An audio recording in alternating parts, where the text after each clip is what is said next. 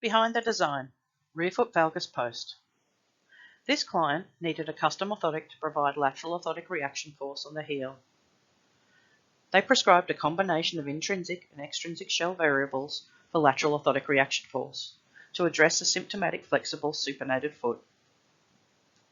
The aim of this orthotic was to provide orthotic reaction force in the area lateral to the subtalar joint axis for this patient. They used the DOLA custom orthotic service. They selected the Rearfoot Valgus option in the postings section on the DOLA detailed prescription form.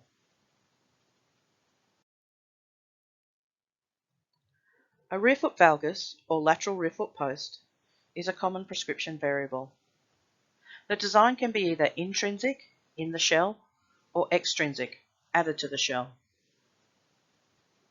A Rearfoot Valgus post will increase the lateral orthotic reaction force, or apply a pronatory moment. It is commonly used for presentations including peroneal pathologies, lateral ankle instability, the flexible supinated foot, and various knee pathologies with treatment-directed testing.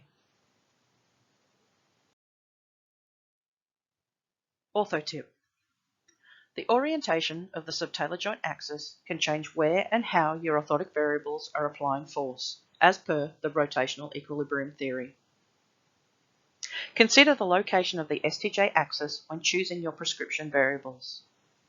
Multiple prescription options exist for applying lateral orthotic reaction force at the rear foot, midfoot, or forefoot.